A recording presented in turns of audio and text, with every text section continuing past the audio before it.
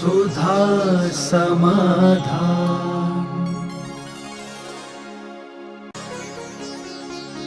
नमोस्तु गुरुदेव। पंच कल्याणक प्रतिष्ठा के बाद उद्यापन के स्वरूप गजरत की फेरी निकालने का क्या महत्व है? गजरत 8-10 साल के बाद गजरत की बात की चर्चा आ रही। कल उद्यापन है पंच कल्याणक का। ऐसा व्रत विधान संग्रह में आया है कि उद्यापन जो नहीं कर पाते हैं उन्हें व्रत दूना करना चाहिए। यानी एक दिन के उद्यापन का कितना बड़ा फल है कि यदि 9 वर्ष के किसी ने रविवार किया है, रविवार के व्रत किए, यदि उद्यापन नहीं कर पाया तो उसको 18 साल करना पड़ेगा। यानी पूरे व्रत करने का पुण्य एक तरफ और एक दिन के उद्यापन का पुण्य एक तरफ। ऐसा प्रतिष्ठा व्रत विधान संग्रह में लिखा है। उद्यापन के बिना व्रत कभी खत्म नहीं होता, उद्यापन न करने पर दूना होता है। इसी प्रकार पंचकल्याणक का जो उद्यापन है वो कल सुबह होने वाला है, और जो कल पंचकल्याणक का उद्यापन नहीं कर पाए उसे दोबारा पंचकल्याणक करना पड़ेगा।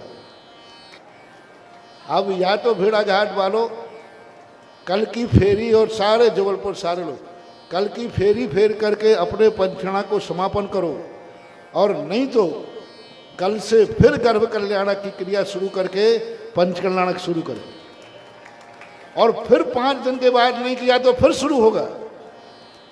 आखिर अंत में उद्यापन तो करना ही पड़ेगा। तो इससे ये महत्व पता चलता है। अब पता चला कि भारत बुंदेलखंड के अंदर सबसे ज्यादा गजरत का महत्व होता है। 5 दिन में जितनी जनता नहीं आती उससे कई गुनी गजरत देखने में आती, गजरत में शामिल होती है। तो मैं सोचता था कि 5 दिन तो विधि विधान चल रहे थे, उस दिन तो आए नहीं, ये गजरत देखने क्यों आते? जब शास्त्रों को पढ़ा तब पता चला कि एक दिन का उद्यापन 5 दिन के गजरत, 5 दिन के पंचकल्याणक में जो नहीं आ पाया, और यदि वो गजरत महोत्सव देख लिया तो उसके 5 दिन के कल्याण की पूर्ति हो जाती है एक दिन के उद्यापन। इसलिए गजरतों में सबसे ज्यादा, और दूसरा सगुन माना जाता है, शुभ माना जाता है। गजरत के ऊपर जब भगवान, मैंने कहा था ना आज प्रातःकाल, अभी भी कहा था, भगवान की एनर्जी अलग अलग होती है। भगवान जब वेदी पर बैठते हैं तब उनकी अलग एनर्जी होती है, अलग निमित्त शक्ति जागती है। जब वो पांडुक शिला पर बैठते हैं तब अलग शक्ति जागती है, जब पालकी में बैठते हैं तब अलग शक्ति जागती है, और जब गजरत पर बैठते हैं तब उस मूर्ति की अलग शक्ति जाग जाती है। यानी निमित्त को पाकर के जो महान शक्तियां होती हैं उनमें एक ऐसी निमित्त शक्ति होती है, जैसा निमित्त मिलता है वैसा ही उनका वैभव। गजरत में बैठे हुए भगवान की उस समय, जितनी देर के लोग गजरत में बैठे हैं, उस समय जो तुम उनकी भक्ति करोगे, उस समय जो उनका दर्शन करोगे, उस समय जो उनकी जयकार बोलोगे, उस समय जो तुम्हारे लिए आनंद आएगा, वो पूरी जिंदगी भर भगवान के दर्शन करते समय मिलेगा। ये कोई नियम नहीं, क्योंकि वो शक्ति गजरत पर बैठने पर ही मूर्ति में जागेगी। पुजवर मांगनंदी महाराज ने कहा, भगवान जिस वेदी पर बैठे हैं उस वेदी पर आप अभिषेक कर रहे हैं, आपको वो गंधोदक नहीं मिलेगा। लेकिन वेदी को जब पांडुक शिला बनाओगे, वेदी पे जब श्रीकार लिखोगे, जब अभिषेक के लिए बैठा लोगे, तब ही वह गंधोदक कार्यकारी होता है। इसलिए कल जो तुम्हारा उद्यापन की जो परंपरा है, बस एक ध्यान रखना, आप लोगों को हमेशा दोपहर में गजरत निकालने की परंपरा है, लेकिन अभी गर्मी बहुत है, इसलिए सुबह 7 बजे गजरत की फेरी चालू होना चाहिए। यदि तुम लोगों की भावना हो कि भगवान के साथ मैं भी 7 परिक्रमा लगाऊं, भगवान के गजरत के साथ मैं भी चलूं, तो थोड़ा जल्दी शुरू करना, क्योंकि लेट हो जाने के बाद आप तो चल लोगे, गजरत भी चलेगा, लेकिन मैं नहीं चल पाऊंगा। इसलिए आप लोगों की ऐसा भाव हो कि महाराज भी गजरत की फेरी में साथ चलें, तो थोड़ा समय का ध्यान रखें। भाव है कि नहीं? मैं चलूँगा? नहीं चलूँगा, कोई बात नहीं था, क्योंकि मेरे लिए तो कुछ फर्क पड़ने वाला नहीं, लेकिन आपको जरूर पड़ेगा कि भगवान की फेरी के साथ यदि साधु साथ है तो तुम्हारा सोने में सुहागा है।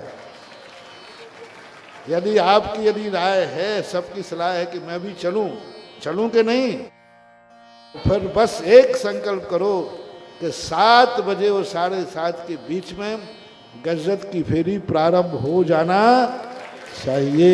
आप लोगों को लेट आने वाले लोग लेट आएंगे, फिर बाद में आएंगे, वो नहीं होना चाहिए। जितने जल्दी निकाल लोगे उतने ही जल्दी, क्योंकि 7 फेरी में टाइम लगता है, और फिर अच्छे जल्दी हो जाएगी तो फिर समापन पे यहाँ प्रवचन भी हो जाएगा, फिर आपको आशीर्वाद भी मिलेगा। इसलिए समय का थोड़ा ध्यान रखें। कल सभी इंद्राणी पंडाल में कितने बजे बुलाया? 4 बजे आपको आना चाहिए, तब काम बनेगा। 4:30 पे काम नहीं बनेगा, 5 बजे काम नहीं बनेगा। 4:30 बजे उठ करके, इसलिए जो लेट सोते हैं वे अभी से सोना शुरू कर दो, क्योंकि अब कोई कार्यक्रम नहीं, जिज्ञासा समाधान भी कम है। अभी आपको भोजन कर करके सब लोग घर्राटे लेके सो जाओ, जिससे 4 बजे जल्दी नींद खुल जाएगी और यहाँ आ जाना, क्योंकि बहुत सारी मोक्ष की केवल्य की क्रियाएं होती हैं, उन क्रियाओं को आपको करना पड़ेगा। और बस जल्दी यदि आपने कर लिया तो गजरत महोत्सव में 4 चांद लग जाएंगे, और धूप तेज हो गई तो बात अलग है। और या फिर ऐसी माला फेरो कि कल आकाश में कुछ ऐसा घटित हो जाए कि धूप और नई धूप का कोई फर्क ही ना पड़े। लेकिन फिर भी मेरा नियम है, प्रकृति को मैं छेड़ता नहीं हूँ, प्रकृति को मैं रोकता नहीं हूँ, और प्रकृति से मैं कभी रुकता नहीं। क्या कहा? प्रकृति को मैं कभी रोकता नहीं हूँ और प्रकृति से मैं कभी रुकता नहीं हूँ। इसलिए प्रकृति का काम प्रकृति जाने, अपना कार्य समय से होना चाहिए।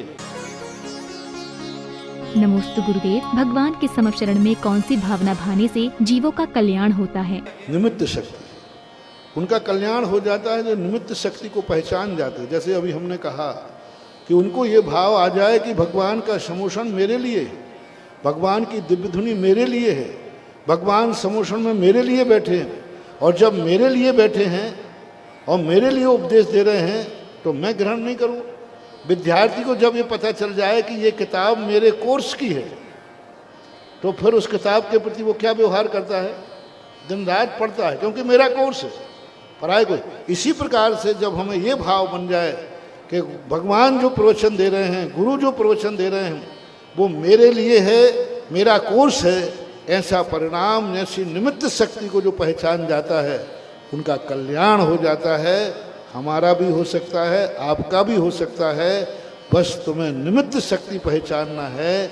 भगवान क्यों बैठे हैं समोषण में, किस लिए बैठे हैं समोषण में? क्या वो अपने लिए समोषण में बैठे हैं? नहीं, जगत के कल्याण के लिए बैठे हैं।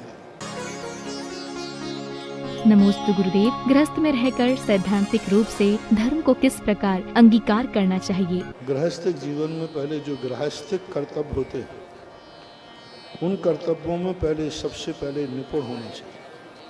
आप अपने आप को क्या मानते हैं? यदि आप अपने आप को मानते हैं कि मैं किसी पिता का बेटा हूँ, तो पहला धर्मशास्त्र कहता है कि बेटे के कर्तव्य क्या हैं पिता के प्रति। यदि आप अपने आप को पिता मानते हैं तो भी आपका पहला कर्तव्य है कि आपका बेटों के प्रति क्या कर्तव्य है।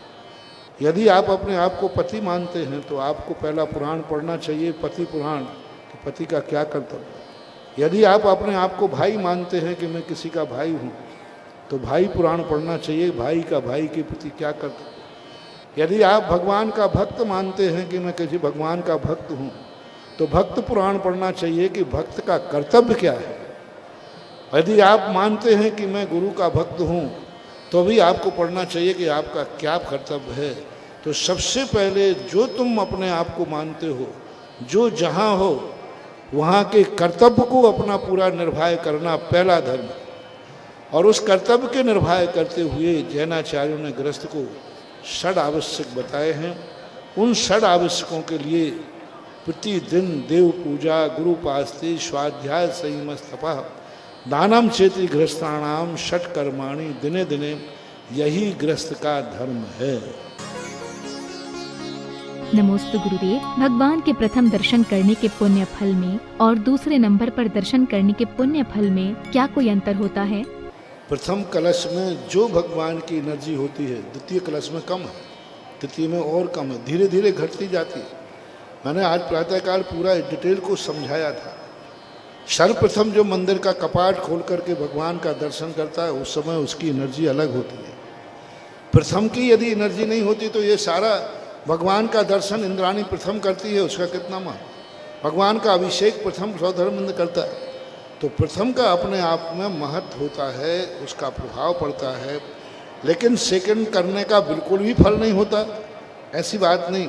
फिर अंत में ये कहा जाता है भावों का खेल है, पहले दर्शन करने के भाव यदि अच्छे नहीं हैं तो उसको नहीं होगा, और आखिरी नंबर के दर्शन करने के भाव उत्कृष्ट हैं तो उसको उत्कृष्ट बंद होगा। दो शैलियाँ, एक होती है व्यवहारिक शैली, तो व्यवहारिक शैली में हम यही कहेंगे फर्स्ट कहलाता है, पहला कहलाता है। व्यवहार भाषा में प्रथम का महत्व अधिक होता है, द्वितीय का महत्व कम होता है। लेकिन जब सैद्धांतिक भाषा में जाएंगे तो परिणामों का खेल होता है, पहले और आगे पीछे का कोई मतलब नहीं निकलता है। नमोस्तु गुरुदेव। श्रुत प्रभावना से क्या तात्पर्य है और क्या एकांतवादियों के शिविर में हमें अपने बच्चों को भेजना चाहिए या नहीं? श्रुत की जो प्रभावना है जिनवाणी की है, सबसे बड़ी चीज अभी जो प्रवचन में महत्वपूर्ण मैंने कही, भगवान ने जो कुछ भी कहा है वह अपने लिए कहा है, और जब अपने लिए कहा है तो हर व्यक्ति को जो शास्त्र हैं अपना कोर्स मान करके पढ़ना चाहिए। जैसे विद्यार्थी अपना कोर्स मान के पढ़ता है, ऐसे ही आज जो भी शास्त्र हैं आचार्यों ने हमारे लिए लिखे, भगवान ने हमारे लिए उपदेश दिया, उनने अपने स्वयं के लिए नहीं दिया। जब हमारे लिए उपदेश दिया है, संसार के हर व्यक्ति को मंदिर में अलमारी के पास जाते ही सबसे पहले ये विकल्प करना चाहिए, इसमें जितने शास्त्र हैं ये सब मेरे लिए लिखे गए, मेरा कोर्स है, बस इतना सा पहले भाव करो। और जब मेरे लिए हैं और मेरा कोर्स है तो हमारा कर्तव्य है कि हम अपनी शक्ति प्रमाण उसको पढ़ें। एक बार जब श्लोक वार्तिक को स्वाध्याय का भाव आया, बहुत कठिन ग्रंथ है, दार्शनिक ग्रंथ है, तो मेरा मन हुआ, सबका महाराज सबका मन हुआ कितना कठिन ग्रंथ क्यों पढ़ते, कोई सरल पढ़ते। तो फिर कल दूसरा ग्रंथ अपन विस्तारेंगे। जिसको रात में मेरे ध्यान में आया कि जैसे विद्यानंद जी महाराज ने कहा, बोले मैंने लिखा ही तुम लोगों के लिए था और तुम ही आउट ऑफ कोर्स कह रहे हो। मैंने लिखा काहे के लिए था, आप लोगों के लिए लिखा था, और आप लोग ही इसको आउट ऑफ कोर्स करोगे। बस दूसरे दिन से हमने सोचा विद्यानंद जी महाराज ने हम लोगों के लिए लिखा है और हम ही लोग नहीं पढ़ेंगे तो फिर कौन पढ़ेगा, कितना समझ में आएगा, ये बात की बात है। तो जिनवाणी के लिए हर व्यक्ति को अपना निजी कोर्स माने कि यही हमारा कल्याणकारी है। जैसे विद्यार्थी जब पढ़ता है कि इस कोर्स में हमें पास होने बिना हमारी जिंदगी सुखी नहीं हो सकती, हमारी जिंदगी आजीविका नहीं चल सकती, ऐसा मान करके वो कोर्स को पढ़ता है। ऐसा ही मुमुक्षुओं के लिए, आसन भव्यों के लिए जिनवाणी को ये मान के पढ़ना चाहिए कि इन शास्त्रों को पढ़े बिना मेरी जिंदगी का उद्धार नहीं हो सकता है, ऐसा मानना चाहिए। सांगानेर तो ये कार्य कर ही रहा है, बहुत बड़ा कार्य। एकांतवादियों के लिए देखो, सबसे पहले आप दुकानदार क्या क्या माल रखता है ये छोड़ो, उपभोक्ता को सावधान रहना चाहिए कौन सा माल खरीदना है। दुकानदार तो सब माल बेचेगा, वो तो हर व्यक्ति चाहे मिथ्या हो चाहे सम्यक हो, वो तो मंदिर में जाएगा, चौराहे में जाएगा, विज्ञापन में बांचेगा, कमीशन देगा, सब करेगा। लेकिन मूर्ख जो है विक्रेता नहीं होता, मूर्ख उपभोक्ता होता। तो जो अपने जहाँ जबलपुर के सारे मंदिरों में आर्ष परंपरा का शंखनाद है, मुनियों का आशीर्वाद है, तो सारे मंदिरों में ये मीटिंग होना चाहिए हमारे यहाँ वही व्यक्ति शिविर लगाएगा जो कम से कम मुनियों को आहार दान देता हो, मुनियों को पंचम काल में मानता हो, नित्य नियम देव पूजन अभिषेक करता हो। मैंने 6 आवश्यक बताए थे कि अपने मंदिरों की गद्दी पर उसी को बैठने देना, शिविर उसी का लगने देना। उससे पहले पूछना पढ़ाने वाले से, क्या आप प्रतिदिन देव पूजा अभिषेक करते हैं? जो पंडित देव पूजा अभिषेक का नियम नहीं लेता उसको मंदिर की गद्दी से हटा दो, निकाल दो और उसे शिविर मत लगाने दो। दूसरा नंबर, जो मुनियों को नवदा भक्ति से आहार देता है। एक ही बात पूछो पंडित से, शिविर लगाने वाले से, क्या तुमने अपनी जिंदगी में किसी मुनिराज को नवदा भक्ति करके आहार दिया? यदि दिया है तो ठीक, और नहीं दिया है तो बढ़िया उसका हाथ पकड़ के बंदर से बाहर निकाल दो। उसे जिनवाणी की गद्दी पर बैठने का कोई अधिकार नहीं है। देव पूजा और गुरु भक्ति, और उसके बाद उसका संयम, रात्रि भोजन आदि, संयम त्याग आदि 6 आवश्यक, जो उनमें 2 आवश्यक, दान पूजा मुखो साबो धम्मो, 2 श्रावक के धर्म हैं। मैं तो जबलपुर के क्या सारे भारत के आर्ष परंपरा से, मुनि भक्तों के मंदिरों से, कमेटियों से कहना है, आपको शिविर लगाते समय बस 2 ही चीजें सोचना है। क्या वो नित्य नियम अभिषेक पूजन करता है? वो ही शिविर में पढ़ाएगा। क्या वो मुनियों को नवदा भक्ति पूर्वक आहार देता है? तो करेगा।